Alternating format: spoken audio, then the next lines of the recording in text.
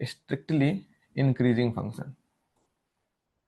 So from here the actual monotonicity starts. Strictly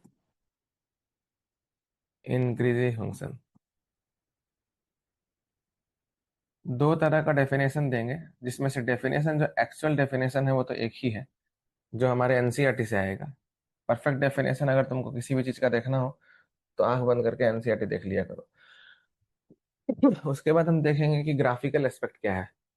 सबसे पहले देखो, ए फंक्शन, इसमें देखो थोड़ा डोमेन वोमेन का भी ध्यान रखना होता है हम लोग को। डोमेन मतलब कि कोई अंट संट चीज में हम डिफाइन ना कर रहे हो। सीधा सीधी बात है, a function y equal to f x, मतलब कि जैसे अगर किसी फंक्शन के डोमेन में टू है ही नहीं तो तुम टू पे नहीं पूछ सकते हो ना कि वो इंक्रीजिंग होगा या डिक्रीजिंग होगा। फॉर एग्जाम्पल अगर हम बात करें 1/x फंक्शन का, तो 1/x फंक्शन जो है वो x इक्वल टू जीरो पे डिफाइन नहीं होता है, तो फिर हम at x equal to zero पूछ भी नहीं सकते हैं कि वो इंक्रीजिंग है या डिक्रीजिंग है। इंक्रीजिंग डिक्रीजिंग को हम अपने डोमेन में ही पूछ सकते हैं। A function y equal to f x is said to be strictly increasing, is said to be strictly, is said to be strictly increasing in its domain। अरे sir comma कहाँ से आ गया? स्ट्रिक्टली इंक्रीजिंग, देखो हम word भी लिख रहे हैं, इंक्रीजिंग इन इट्स डोमेन, मतलब जहां भी डिफाइन है फंक्शन हर जगह स्ट्रिक्टली इंक्रीज कर रहा है, कहीं डिक्रीज करने का नामो निशान नहीं है। A function y equal to f x is said to be strictly increasing in its domain if for all x1 and x2 belonging to domain, इसको बहुत अच्छे से समझना, for all x1 and x2 belonging to domain f of x1 greater than f of x2 if x1 greater than x2। इस definition को अच्छे से समझने की कोशिश करते हैं।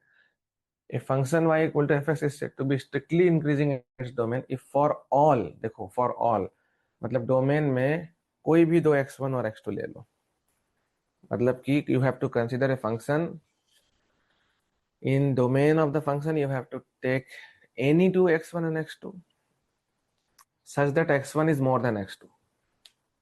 if x1 is more than x2 is implying that f of x1 is also more than f of x2। मतलब अगर आप डोमेन में दो नंबर फॉर एग्जांपल लेते हो अल्फा और बीटा, जिसमें अल्फा बड़ा है और बीटा छोटा है, और आप चेक करो और आपको पता चल जाए कि एफ ऑफ अल्फा भी एफ ऑफ बीटा से बड़ा ही है, मतलब कि अल्फा जो है वो बीटा से ज्यादा इनपुट है, तो अल्फा पे जो आउटपुट है एफ ऑफ अल्फा वो बीटा का आउटपुट एफ ऑफ बीटा से ज्यादा है, मतलब ज्यादा इनपुट ज्यादा आउटपुट। ऐसा अगर सभी अल्फा बीटा पेयर के लिए हो रहा है, मतलब कि जैसे फॉर एग्जांपल एक नंबर हम 1 लेते हैं और एक नंबर हम 2 लेते हैं, एक इनपुट मेरा 1 है, एक इनपुट मेरा 2 है, कौन सा बड़ा इनपुट है? 2 बड़ा इनपुट है। कौन सा छोटा इनपुट है? 1 छोटा इनपुट है। तो अगर हम लोग को ये दिखे ग्राफ में कि F of 1 is less and F of 2 is more, मतलब 1 छोटा है और 2 बड़ा है, तो फिर एफ ऑफ 1 भी छोटा है और एफ ऑफ 2 भी बड़ा है, मतलब जिसका इनपुट ज्यादा है वहीं पे आउटपुट ज्यादा है। तो हम ये नहीं कह सकते कि ये स्ट्रिक्टली इंक्रीजिंग फंक्शन है, क्योंकि ये तो बस 1 और 2 के लिए चेक हुआ। क्या पता कल को जा करके 3 पे अगर फंक्शन का वैल्यू चेक किए तो एफ ऑफ 3 जो आएगा वो मे भी एफ ऑफ 2 से छोटा आ जाए। तो अगर एफ ऑफ 2 पे जो वैल्यू है वो ज्यादा निकल गया और एफ ऑफ 3 का वैल्यू छोटा हो गया कहीं, तो फिर तुम 2 से 3 में देख रहे हो ग्राफ नीचे चल जाएगा, क्योंकि 2 पे फंक्शन का आउटपुट ऊपर चला चुका है, 3 पे फंक्शन का आउटपुट नीचे चला आ चुका है। तो इस केस में हम ये नहीं कह सकते हैं कि फंक्शन स्ट्रिक्टली इंक्रीजिंग है। यहाँ पे हम ये कह सकते हैं कि मे बी 1 से 2 में इंक्रीज कर रहा होगा, क्योंकि एफ ऑफ 1 छोटा है, एफ ऑफ 2 बड़ा है, लेकिन ये भी हम गारंटी के साथ नहीं कह सकते। क्या पता 1 से 2 के बीच में ही कहीं थोड़ा सा बढ़ गया हो, फिर घट गया हो और फिर वापस से बढ़ गया हो, मे बी पॉसिबल। 1 पे हमारा ये वैल्यू आ गया, 2 पे हमारा ये वैल्यू आ गया, तो एफ ऑफ वन से ज्यादा है f of two, this does not guarantee कि फंक्शन इंक्रीज ही किया होगा। मे भी पहले इंक्रीज किया होगा, फिर डिक्रीज किया होगा, और फिर इंक्रीज कर गया होगा, तो भी तो एफ ऑफ वन से बड़ा हमको एफ ऑफ टू दिख रहा है। लेकिन अगर तुम ये किसी तरह से प्रूव कर दो कि वन से लेकर टू तक में if you take any two x one and x two, any two, जिसमें एक्स वन छोटा है और एक्स टू बड़ा है, और ये प्रूव कर दो तुम कि एक्स वन पे जो आउटपुट आएगा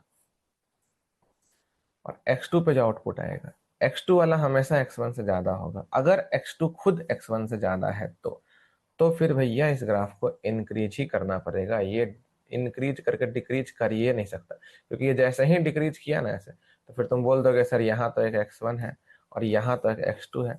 हम बोले थे ना सर, एक्स टू अगर एक्स वन से ज्यादा होगा तो एफ ऑफ एक्स टू भी एफ ऑफ एक्स वन से ज्यादा होना चाहिए। बट आपने ग्राफ गिरा करके ऐसा कुछ कर दिया कि एक्स वन से एक्स टू तो ज्यादा था, लेकिन एफ ऑफ एक्स वन से तो एफ ऑफ एक्स टू कम कर दिया आप। तो ये नहीं हो सकता increasing.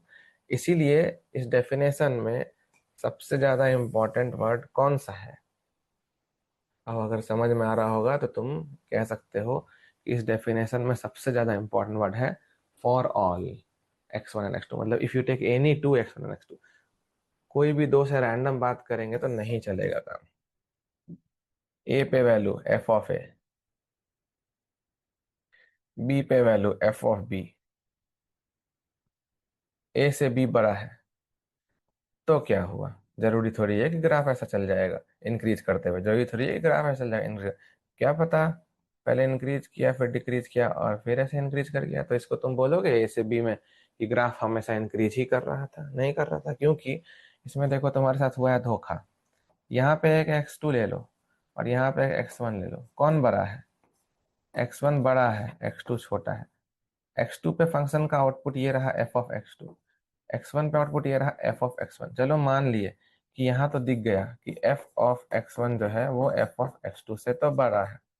But what about this? Suppose आपने एक एक्स थ्री यहाँ लिया और आपने एक एक्स फोर यहाँ लिया। एक्स थ्री और एक्स फोर में कौन बड़ा है? एक्स फोर बड़ा है। लेकिन एक्स थ्री पे देखो वैल्यू कितना ऊपर है और एक्स फोर पे वैल्यू नीचे आ गया। मतलब कि एक्स थ्री पे ही वैल्यू ऊपर हो गया और एक्स फोर पे ही वैल्यू नीचे आ गया। तो इनपुट एक्स फोर बड़ा था लेकिन आउटपुट एक्स थ्री पे बड़ा हो गया, तो ये फंक्शन इंक्रीज नहीं कर रहा है। तो इसीलिए किसी भी फंक्शन को हम स्ट्रिक्टली इंक्रीजिंग किसी भी गिवन डोमेन में, चाहे वो फंक्शन का अपना डोमेन हो पूरा पूरा, या एक किसी छोटे से इंटरवल जैसे 1,2 या 6,8 या √2,5 √2 में चेक कर रहे हो, बेसिक डेफिनेशन उस डोमेन में किसी भी दो x1 और x2 के लिए अगर इनपुट बड़ा है तो आउटपुट भी बड़ा होगा। अगर ये शो हो सकता है तो तुम कह सकते हो कि उस पर्टिकुलर डोमेन में वो फंक्शन स्ट्रिक्टली इंक्रीजिंग है। Is it okay? यस समझ रहे हो? यस अब हम लोग इसके ग्राफिकल एस्पेक्ट पे आएंगे, जो हम छोटा छोटा ग्राफ करके दिखा रहे थे। तुमको ये फॉर ऑल वर्ड का इंपॉर्टेंस समझ में आ रहा है? A function y equal to f x is said to be strictly increasing in its domain, और you can say in any given interval if for all x1 and x2 belonging to domain, or for all x1 and x2 belonging to that particular interval, f of x1 greater than f of x2 if and only if x1 greater than x2। मतलब कि इसको और refined वे में अगर हम लिखेंगे तो y equal to fx is said to be strictly increasing in its domain if for all x1 and x2 belonging to domain। अब अगर हम लिखेंगे तो तुम और बेटर समझोगे। we can say that we can say that, यहाँ देखना ध्यान से, अगर हम ये कह सकते हैं कि भाई x1 पे जो f का वैल्यू था ना वो अगर ज्यादा है तो इसका मतलब पक्का x1 भी ज्यादा रहा होगा x2 से, और रिवर्स भी। हर दो पेयर ऑफ x1 x2 के लिए जिसमें x1 ज्यादा रहा होगा और x2 छोटा रहा होगा तो फिर f ऑफ x1 भी ज्यादा रहा होगा और f ऑफ x2 भी छोटा रहा होगा। अगर हम ये कह सकते हैं ना, मतलब कि x1 greater than x2 implies f of x one greater than f of x two, और f of x one greater than f of x two implies x one greater than x two. या फिर आप ऐसे भी देख सकते हो, और f of x one less than f of x two, मतलब एक्स वन पे जो आउटपुट है वो एक्स टू के आउटपुट से कम था। तो तुम्हारे हिसाब से एक्स वन बड़ा होना चाहिए या एक्स टू बड़ा होना चाहिए, अगर ये एक स्ट्रिक्टली इंक्रीज करता हुआ फंक्शन है तो? X2। एक्स टू, तो x one must be less than x two. और डबल इम्प्लाइज अगर एक्स वन एक्स टू से छोटा है तो फिर एफ ऑफ एक्स वन भी एफ ऑफ एक्स टू से छोटा होना चाहिए। देखो डेफिनेशन बहुत धीरे धीरे प्यार समझा रहे हैं, तो समझना। अब हम लोग इसके थोड़े ग्राफिकल एस्पेक्ट पे आ जाते हैं कि बेसिकली ये बोलना क्या चाहता है इंक्रीजिंग फंक्शन को लेकर के, और फिर वो कहाँ से आ रहा है F dash x greater than और इक्वल टू जीरो, सर जो आप स्टार्टिंग में लिखे हो कंडीशन। क्योंकि क्वेश्चन जो सॉल्व होगा ना जेई का, वो हमारा उस कंडीशन से ही होगा, इस फालतू बकवास से नहीं सॉल्व होगा। लेकिन इसको बकवास मत कहो, बेसिक तो हमारा यही है ना। मान लो कोऑर्डिनेट एक्सिस बना लिए, और हम एक कोई फंक्शन ऐसे मान लो बना रहे हैं, suppose this is some function. होगा कोई फंक्शन, होगा ना, ऐसा कुछ फंक्शन बना सकते हैं ना इस तरीके से, जो ये नहीं होगा, लेकिन ये तो हो सकता है ना, ये ऐसा कोई फंक्शन। नाउ से Yes। This is my function y equal to f of x. अब इसके ग्राफ में हमको दो चीज साफ दिख रहा है।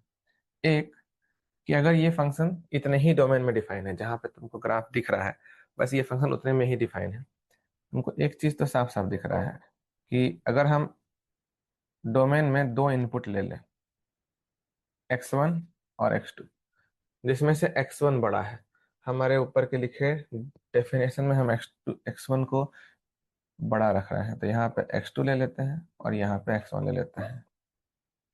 तो इस डायग्राम में हम लोग को क्या दिख रहा है, कौन बड़ा है, एक्स वन बड़ा है या एक्स टू बड़ा है? X one is X1। Greater than x two. तो अगर तुम आउटपुट चेक करोगे एक एक करके, किस पे आउटपुट ज्यादा है, तो किस पे आउटपुट ज्यादा आएगा? ये हुआ तुम्हारा एक्स X। वन का आउटपुट, ये हुआ तुम्हारा एक्स टू का आउटपुट। एक्स टू का आउटपुट तो यहीं पे ना है, देखो this is my output at x to.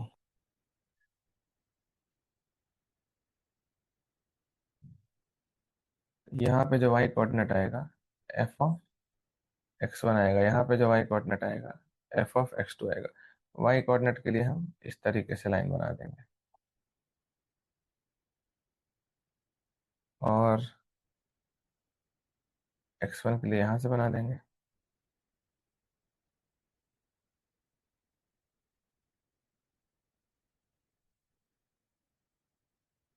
here I have f of x1, here I have f of x2। इसको भी येलो कर दो। अब इस डायग्राम में हमको दिख रहा है कि एक्स वन जो है वो एक्स टू से बड़ा है, then this implies f of x one जो है वो एफ ऑफ एक्स टू से बड़ा है। रिवर्स भी कह सकते हैं, एफ ऑफ एक्स वन अगर एफ ऑफ एक्स टू से बड़ा है, ये तभी पॉसिबल है जब एक्स वन एक्स टू से बड़ा हो। एक चीज ये दिखते रहता है हमारे ग्राफ में, स्ट्रिक्टली इंक्रीजिंग फंक्शन में हमेशा दिखेगा ये। एक और चीज ऑब्जर्व कर सकते हैं हम लोग कि अगर हम थोड़ा गौर करो, इस ग्राफ को ना तुम किसी भी पॉइंट पे टेंजेंट अगर बनाओ, थोड़ा सा टेंजेंट नॉर्मल पढ़े हैं ना हम लोग, तो उसको यूज करते हैं, यूज करने में कोई बुराई थोड़ी है। ये देखो, ये बाई चांस वाला इसका टेंजेंट ऑरिजिन से पास कर रहा है, हम ऐसा कुछ कहना नहीं चाहते हैं कि ऑरिजिन से पास कर, बाई चांस ही हो रहा है ऐसा, ठीक है। हाँ। या या किसी और पॉइंट पे हम अगर टेंजेंट बनाते हैं, मान लो इस ग्राफ को, मान लो इस तरीके से एक टेंजेंट हम बनाते हैं इस ग्राफ को, ये भी एक टेंजेंट ही है इसका, मान लो ये ब्लू कलर का टेंजेंट है,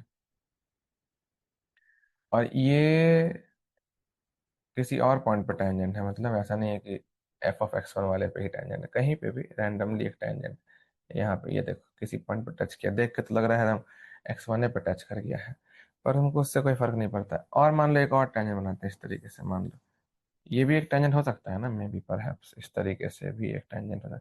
टेंजेंट देखो ना, ये होना चाहता है वहीं पे एकदम, जो बना के रखे हैं ना, पकड़ लेता है ना, सेंस कर लेता है ये बोर्ड। ये देखो यहाँ पे भी हो सकता है टेंजेंट, कहीं भी हो सकता है, मतलब फ्री हैंड में अगर हम ड्रॉ करते हैं तो हम लोग को अगर इस पॉइंट पे टेंजेंट बनाते हैं तो ऐसा दिख सकता है टेंजेंट। बहुत सारे टेंजेंट्स होंगे भाई, बहुत सारे टेंजेंट्स। लेकिन इसमें से कोई तो टेंजेंट बता दो जिसका जो स्लोप है, स्लोप वो निगेटिव होगा।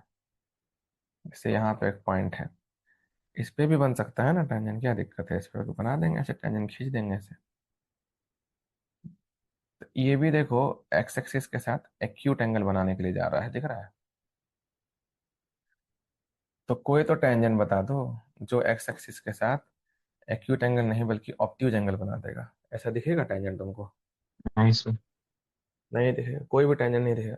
मतलब कि ऑरेंज लाइन का अगर हम स्लोप का बात करें तो इसका dy बाई डी एक्स जो है वो ग्रेटर देन जीरो होगा। और तुमको तो यस। पता ही है आज के डेट में कि dy बाई डी एक्स कैसे निकालना होता है। फंक्शन को डिफरेंशिएट करना होता है, dy बाई डी एक्स निकालना होता है, और जिस पॉइंट पे तुम dy बाई डी एक्स निकालना चाहते हो उस पॉइंट का x और y पुट कर देना होता है। यही तो करते हैं हम लोग। ग्रीन वाले टेंजेंट का भी अगर तुम देखो तो ये भी एक्स एक्सिस के साथ पॉजिटिव एंगल ही बना रहा है, तो ये dy by d x greater than zero हो गया। इनफैक्ट तुम ब्लू वाले के साथ भी देखो, ब्लू वाला भी एक्स एक्सिस के साथ एक्यूट एंगल ही बना रहा है ना, तो उसका भी dy बाई डी एक्स तो ग्रेटर देन जीरो ही हुआ। तो हम ये कह रहे हैं कि अगर फंक्शन स्ट्रिक्टली इंक्रीज कर रहा है वेदांत वर्मा, तो क्या dy बाई डी एक्स किसी भी पॉइंट पे निगेटिव हो सकता है या नहीं हो सकता है? नहीं हो नहीं हो सकता। सकता, नहीं हो सकता है।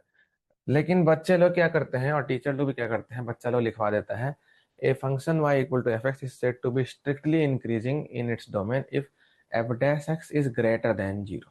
आई will repeat, dy by d x is greater than zero, बस ये बोल करके टीचर्स छोड़ते हैं बहुत सारे।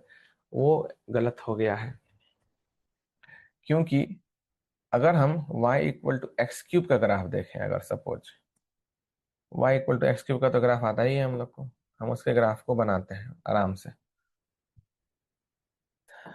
एक्स एक्सिस और वाई एक्सिस हम लोग बना लिए, हम लोग y equal to x cube बना रहे हैं। देखो समझने वाला पार्ट बहुत ज्यादा क्रूशियल है इंक्रीजिंग डिक्रीजिंग का, क्योंकि once the concept will be very much clear then only you will be able to solve the problem, I am telling you. इसीलिए इसको धीरे धीरे समझा रहे हैं।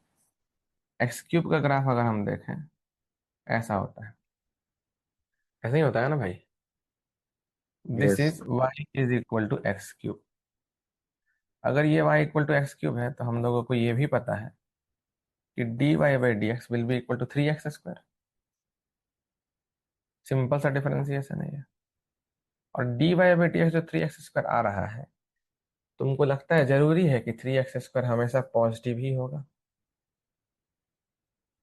हाँ सर। जीरो भी तो हो सकता है।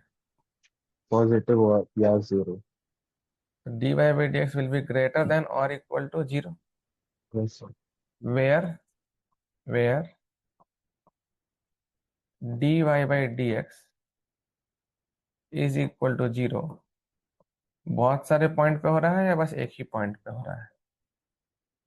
एक ही एक ही पॉइंट पे डी पॉइंट वाई, पे हो रहा है। है ना, ठीक है। एक ही पॉइंट पे हो रहा है ना d y by d x zero, only at one point, only at one point d y by d x is zero. Only at one point को ही कहते हैं डिस्क्रीट पॉइंट, या ओनली टू पॉइंट्स जो साथ में ना हो। डिस्क्रीट मतलब अलग अलग, इनफाइनाइट नंबर ऑफ पॉइंट्स भी हो सकते हैं डिस्क्रीट पॉइंट्स, बट वो सभी पॉइंट्स मिल करके ना कोई इंटरवल नहीं फॉर्म कर रहा होगा, अलग अलग अपना अपना दुनिया में होगा। अब इसमें देखो तुम, इस ग्राफ के लिए अगर हम तुमसे सिंपल से वर्ड्स में पूछें कि अगर तुम कोई दो एक्स वन और एक्स टू ले लो जिसमें एक्स टू छोटा हो और एक्स वन बड़ा हो, एकदम स्ट्रेट फॉरवर्ड क्वेश्चन है, ग्राफिकली मत सोचना, फंक्शन के पॉइंट ऑफ व्यू सोचो। फंक्शन तुमको दिख रहा है, कौन सा फंक्शन है? It is d y f x equal to x cube. Input रख करके तुम आउटपुट एकदम चुटकी बजाते हुए निकाल सकते हो, तुमको बस इनपुट डालना है, उसको क्यूब कर देना है, आउटपुट आ जाएगा।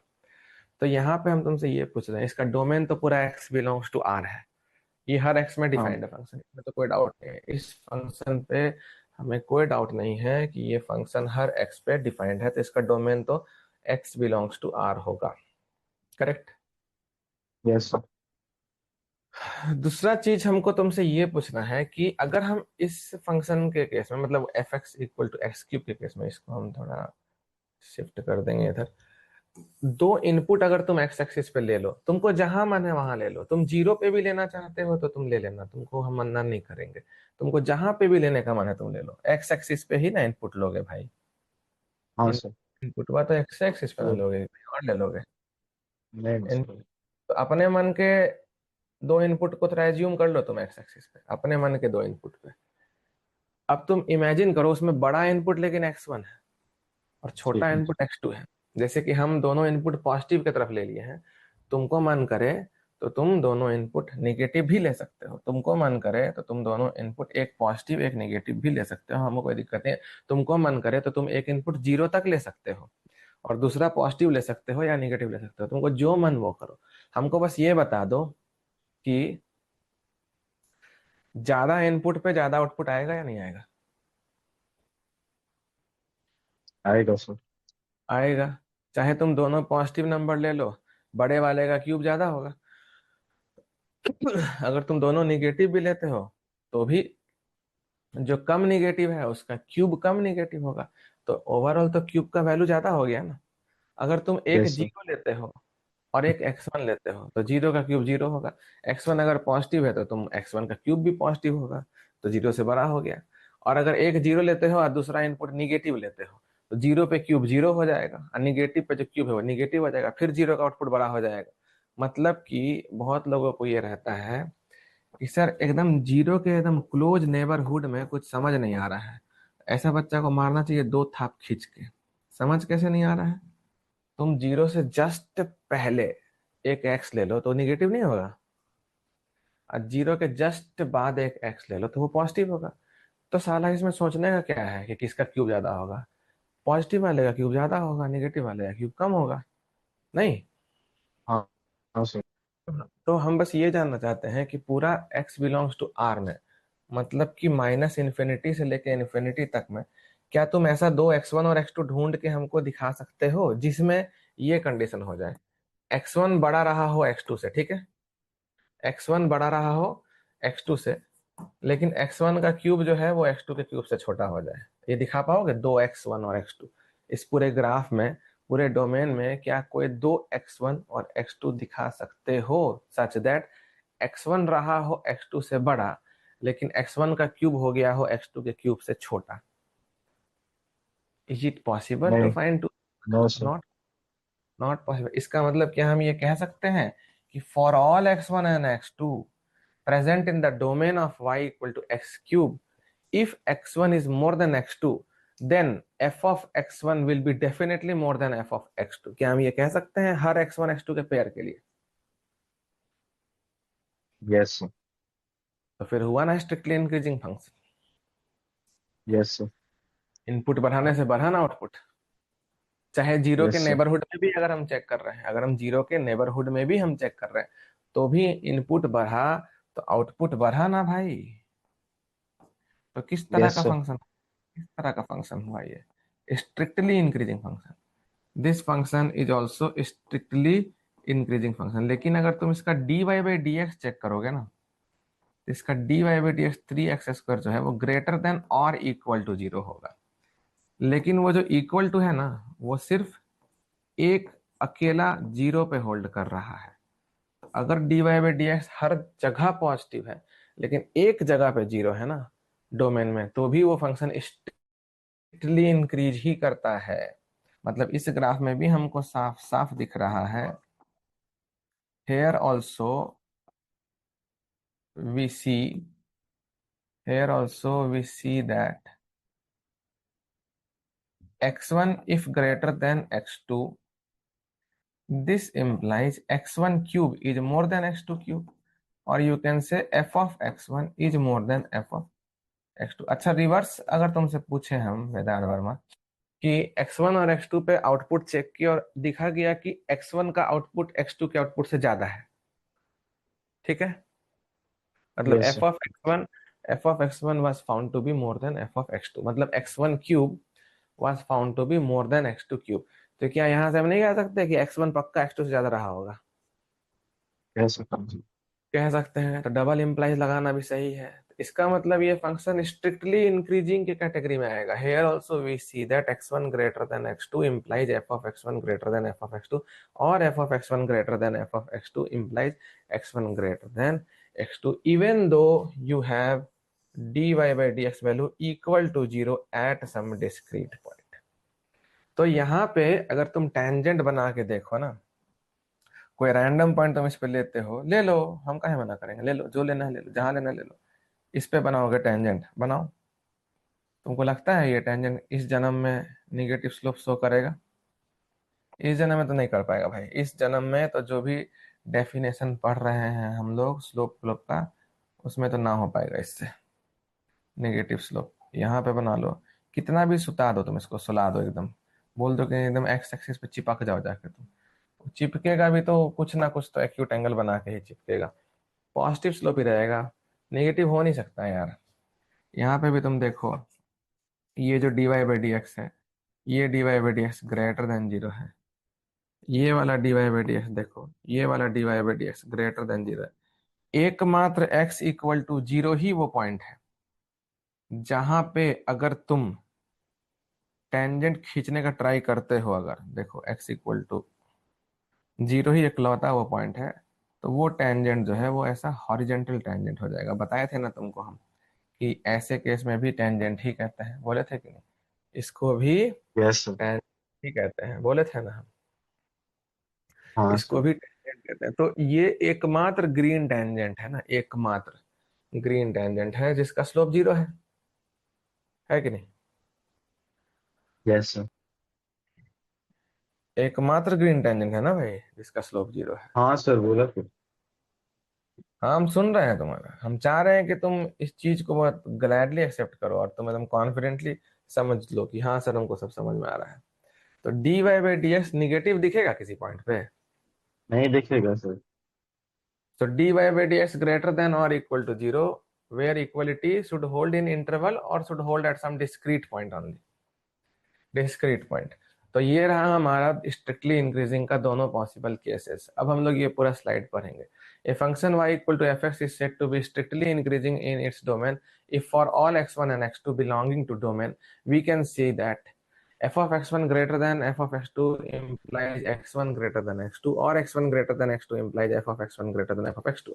f of x1 less than f of x2 implies x1 less than x2, और x1 less than x2 implies f of x1 less than f of x2. Graphically अगर हम देखेंगे तो तुम कोई भी दो x ले लो डोमेन में, जो बड़ा वाला x है उसी पे आउटपुट ज्यादा आएगा, जो छोटा वाला x है उसी पे आउटपुट कम आएगा. जो ग्राफिकली दिख रहा है हम लोगों को, वो सेकंड केस जो y equal to x cube, उसमें ये दिख रहा है हमको कि एक पर्टिकुलर पॉइंट मिला था जहां पे टेंजेंट हॉरिजेंटल हो गया था. मतलब वहां dy बाई डी एक्स निकाले तो वो जीरो हो गया, लेकिन उस पॉइंट के अलावा और कोई पॉइंट था ही नहीं जहां पे dy by d x zero हो.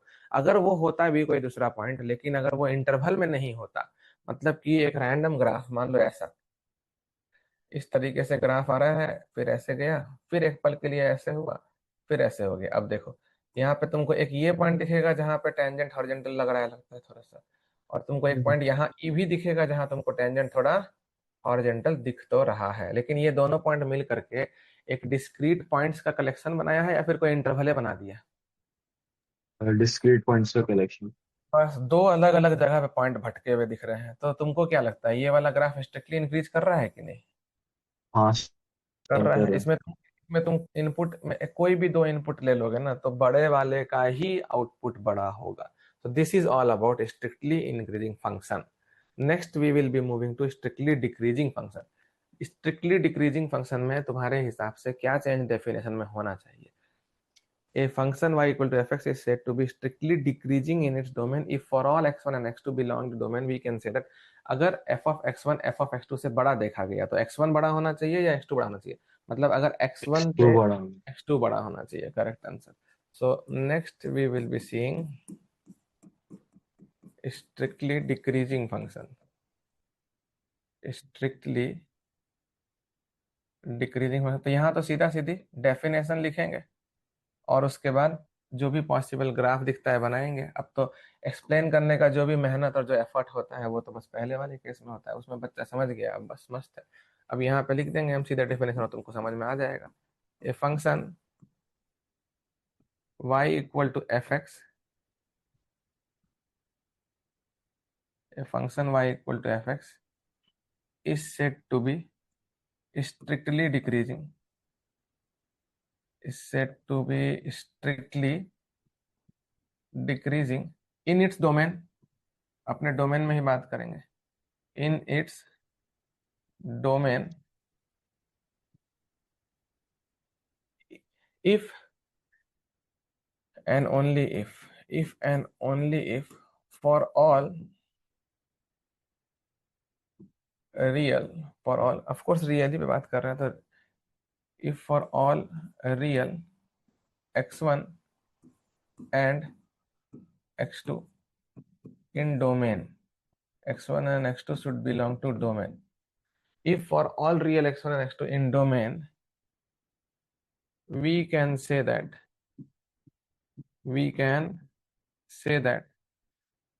f of x1 अगर f of x2 से बड़ा है, और अगर ये इंप्लाई कर दे कि x1 x2 से छोटा है, या x1 x2 से छोटा है और वो इंप्लाई कर दे f of x1 f of x2 से बड़ा है, या फिर f of x1 less than f of x2 देखा गया, अगर इससे ऐसा इंप्लाई हो जाए कि x1 x2 से बड़ा है, और या फिर x1 x2 से बड़ा है, इससे इंप्लाई हो जाए कि f of x1 जो है वो f of x2 से छोटा है, तो फिर ऐसे केस में हम फंक्शन को स्ट्रिक्टली डिक्रीजिंग कहते हैं। लेकिन ये एक दो x1 x2 के लिए नहीं होना चाहिए, अगेन एंड अगेन एम, ये हर पॉसिबल x1 और x2 के लिए होना चाहिए।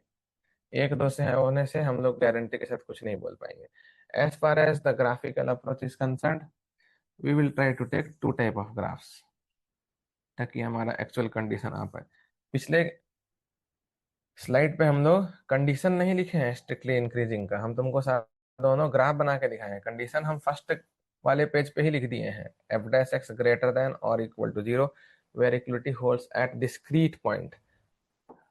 तो हम पिछले स्लाइड में जानकर नहीं लिखे हैं, क्योंकि हम ऑलरेडी फर्स्ट स्लाइड पे लिख चुके हैं। पिछले स्लाइड में भी लिख देंगे, कोई दिक्कत नहीं है। वाई एक्सिस हो गया, एक्स एक्सिस हो गया। अब एक स्ट्रिक्टली डिक्रीजिंग ग्राफ बनाना है हम लोग को।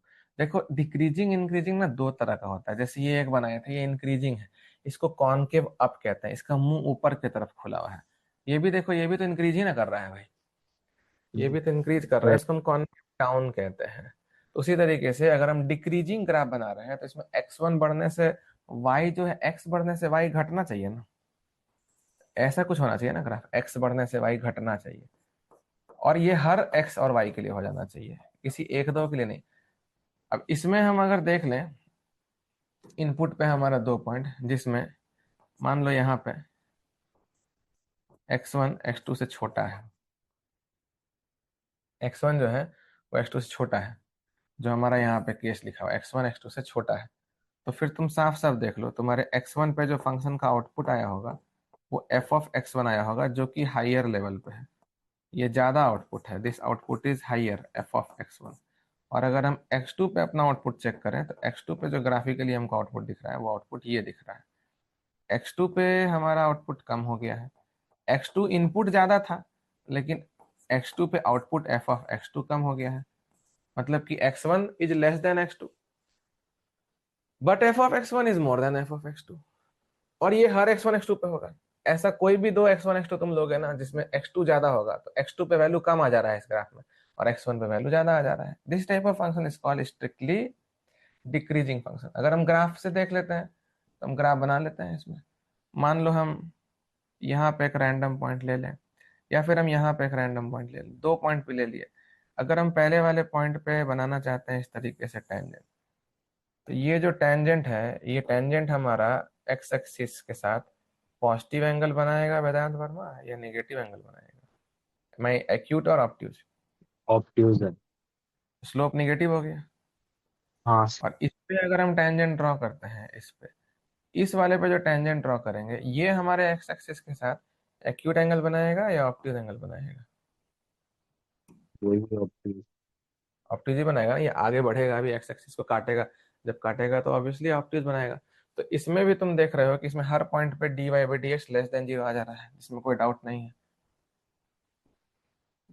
dy बाई डी एक्स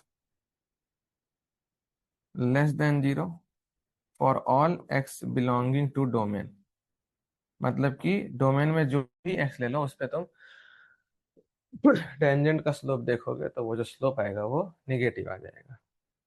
एक और पॉसिबल ग्राफ हो सकता है हमारा, मे बी इस तरीके का, एक्स क्यूब के ही जैसा कुछ उल्टा। इसको हम मान सकते हैं, this can be taken as y is equal to minus x cube. ये एक्स क्यूब का ही निगेटिव है ना, क्योंकि एक्स क्यूब में ये ऊपर था तो इधर हम राइट में नीचे ले लिए, और इधर नीचे था तो लेफ्ट में हम ऊपर ले लिए, तो ये y equal to minus x cube हो गया। Y equal to minus x cube को अगर हम डिफ्रेंशिएट करें तो d y by d x आ रहा है मेरा माइनस थ्री एक्स स्क्वायर। अब किसी भी एक्स पे ये पॉजिटिव होगा, जीरो पे ये जीरो हो जाएगा, तो लेस देन और इक्वल टू जीरो है d y by d x, where d y by d x जो है वो जीरो सिर्फ जीरो पे हो रहा है। D y by d x equal to zero at only, सिर्फ एक्स इक्वल टू जीरो पे d y by d x zero हो रहा है। इसमें भी तुम अगर दो एक्स वन एक्स टू ले लोगे, मान लो हम यहाँ पे ले लिए एक्स वन, यहाँ पे ले लिए एक्स टू, देखो एक्स वन बड़ा है या एक्स टू बड़ा है? X2। X two. और आउटपुट किसका बड़ा है, ध्यान से देखना, दोनों निगेटिव आउटपुट है, निगेटिव है। किसका आउटपुट बड़ा है? एफ ऑफ एक्स वन बड़ा X1। कहलाएगा, x one. F of x one भी निगेटिव है ना, और Yes f sir। Of x two भी निगेटिव है, लेकिन कम निगेटिव कौन है? एफ ऑफ एक्स वन कम निगेटिव है, so that is having more output. तो x one was found to be less than x2 but f of x1 was found to be more than f of x2। तो यहाँ ये चीज जो है, ये कोई भी दो x1 और x2 तुम ग्राफ पे ले लो उसके लिए ये होगा। इनफैक्ट तुम टेंजेंट भी बनाओ हर जगह तो उसमें भी कोई दिक्कत नहीं है, बस एक जीरो पे x इक्वल टू जीरो एक लौता पॉइंट है जहां पे टेंजेंट हो जाएगा तुम्हारा स्लोप जीरो का। अदरवाइज तुम इसके अलावा कोई भी और पॉइंट पे टेंजेंट बना लो, तुमको निगेटिव स्लोप के अलावा और कुछ नहीं मिलने वाला है हर जगह। Any point you take, whatever point you want to draw tangent, you draw, you are free to draw, dy by dx is always less than zero at any point। This is all about strictly decreasing function. अगर तुमको strictly decreasing function का condition लगाना हो किसी question को solve करने में भाई, तो तुम dy by dx less than zero मत लगा देना। तुमको dy by solve inequality solve जहां तक करने का बात है तो तुम करो मजे में, कोई दिक्कत नहीं है, dy by dx less than zero. But उसमें तुम्हारा ड्यूटी है चेक करना कि इक्वल टू किसी एक पॉइंट पे लाई कर रहा है, तो वो पॉइंट भी हम इंक्लूड करेंगे अपने आंसर में। मतलब अगर तुमको कोई y equal to x cube को बोले, बताओ y equal to x cube, जो हम पिछले स्लाइड पे बनाए थे, y equal to x cube, अगर तुमसे कोई पूछे कि बताओ कि ये किस एक्स पे स्ट्रिक्टली इंक्रीजिंग होगा, तो तुम बोलोगे x बिलोंग्स टू r। तुम ऐसा बिल्कुल मत बोलना कि y equal to x cube है तो इसको d y by d x कर देंगे थ्री एक्स स्क्वायर, और स्ट्रिक्टली इंक्रीजिंग के लिए सर थ्री एक्स स्क्वायर तो ग्रेटर देन जीरो होना चाहिए, और थ्री एक्स स्क्वायर तो सर हर जगह ग्रेटर देन जीरो ही होता है एक्सेप्ट जीरो। तो हम तो पढ़े हैं sir d y by d x greater than zero होना चाहिए, तो मेरा आंसर होगा x belongs to R minus zero. तो ये गलत हो जाएगा, आर माइनस जीरो नहीं, जीरो भी आएगा, जीरो पे भी फंक्शन स्ट्रिक्टली इंक्रीजिंग था पिछला वाला, समझ गया? तो तुम डी हाँ y sir. By d x greater than zero ही सॉल्व करेगा, लेकिन उसमें d y by d x greater than equal to zero लिख के सॉल्व करेगा, और बस चेक करेगा कि इक्वलिटी कितने पॉइंट पे होल्ड कर रहा है। तो जो कैलकुलस का कंडीशन है, कैलकुलस का कंडीशन अब हम यहाँ पे लिख देते हैं क्योंकि तुम दोनों समझ चुके हो। जो कंडीशन है वो होगा d y by d x मतलब f dash x greater than और equal to zero, where d y by d x is equal to zero. D y by d x जो है वो equal to zero at discrete points. एक दो points पे अगर हो रहा है और वो दोनों पॉइंट कोई इंटरवल फॉर्म नहीं कर रहे हैं, तो वो पॉइंट भी हमारे कंडीशन में आएगा, हमारे इंटरवल में आएगा। और यहाँ पे जो कंडीशन है d y by d x less than और equal to zero for strictly decreasing function, where d y by d x holds only at discrete point. इसको अगर ध्यान से देखो तो कुछ समझ में आ रहा है तुमको? D y by d x equal to zero वाला जो पॉइंट होगा ना, वो दोनों में ही काउंट होगा अगर वही डिस्क्रीट पॉइंट है, अलग अलग अगर है। जैसे अगर तुमसे कोई पूछे y equal to x cube is strictly increasing in which interval, तो तुम आंसर क्या दोगे? x बिलोंग्स टू r ही ना दोगे। हाँ और अगर तुमसे कोई पूछेगा y equal to minus x cube is increasing in which interval, decreasing sorry, तो x बिलोंग्स टू r ही ना दोगे। उसके बाद तुम हाँ example, for example sine x का ग्राफ बनाते हैं, चलो। साइन एक्स है जीरो, या जीरो से नहीं शुरू करते हैं, चलो माइन इधर से शुरू कर लेते हैं थोड़ा। अब देखो ये पता है ना तुमको माइनस पाई बाई टू है, और ये पता है तुमको पाई बाई टू है, ठीक है। ये साइन एक्स का ग्राफ बना लिया, एक बार कॉस एक्स भी बना लेते हैं, चलो। ये देखो ऐसा कॉस एक्स बना लिया। ग्राफ तो भैया याद रहना चाहिए, ये रहा माइनस पाई बाई टू, और यहाँ रहा पाई बाई टू, यहाँ रहा जीरो, यहाँ रहा पाई। अब तुमसे जो पूछेंगे ना, ग्राफ को देखना अच्छे से, और तुम जो अभी तक समझा है, तुम अपना एक्सपेरिमेंट मत करना। तुम जो समझा बस वही बोलना, और कुछ बोलना ही मत। तुम जो डेफिनेशन समझा बस उतने पे कमेंट करो, बाकी हम देख लेंगे। ठीक है sir. F x equal to sine x is strictly increasing in the interval minus pi by two close से पाई बाई टू क्लोज। हम ऐसा अगर स्टेटमेंट बोलते हैं कि साइन एक्स का ग्राफ जो है वो minus pi by to included से लेकर पाई बाई टू इंक्लूडेड तक में स्ट्रिक्टली इंक्रीजिंग है। हालांकि अगर साइन एक्स को तुम डिफरेंशिएट कर दो तो वो cos x होगा ना, यस सर। और cos x का वैल्यू पाई बाई टू पे जीरो होगा ना, यस सर। और cos x का value minus pi by two पे भी जीरो होगा ना। Yes sir. तुम देख रहे हो पाई बाई टू पे अगर तुम टेंजेंट बनाओगे तो चूंकि d y by d x का वैल्यू जीरो है, तो टेंजेंट एक्स एक्सिस के पैरेलल हो जाना चाहिए। हाँ और sir. Minus pi by two पे भी साइन एक्स का जो डेरिवेटिव है मतलब cos x वो जीरो हो जाता है, तो टेंजेंट का स्लोप जीरो है, तो वहां भी लाइन तुम्हारा एक्स एक्सिस के पैरेलल चाहिए। मतलब कि साइन एक्स के लिए एक चीज तो क्लियर है मिस्टर वेदांत वर्मा की d y by d x तो पाई बाई टू पे भी जीरो होगा और माइनस पाई बाई टू पे भी जीरो होगा, यस और नो। Yes sir. तो हम लोग क्या बोलेंगे, f x equal to sine x is strictly increasing in minus pi by two exclude से पाई बाई टू एक्सक्लूड बोलना बेटर होगा, या minus pi by two include से पाई बाई टू इंक्लूड बोलना बेटर होगा? इंक्लूड। Include, perfectly fine. लेकिन दो point पे तो d y by d x zero आ रहा है Vedant Verma. Sir discrete point से ले सकते हैं। डिस्क्रीट पॉइंट्स है, करेक्ट, वो दो अलग अलग पॉइंट्स हैं बस। मतलब एक यहाँ हो गया d y by d x zero, और एक यहाँ हो गया जीरो, तो उससे क्या फर्क पड़ा? कुछ नहीं। अगर तुम माइनस पाई बाई टू से एक्स वन लेना शुरू करो और पाई बाई टू तक में एक्स टू लो, तुम फ्री हो, तुम minus pi by to and interval के एंड पॉइंट्स पे भी एक्स वन और एक्स टू को रख सकते हो, कोई टेंशन नहीं। तो तुमको नहीं लगता अगर एक्स वन से बड़ा एक्स टू होगा तो पक्का साइन एक्स वन से बड़ा साइन एक्स टू होगा?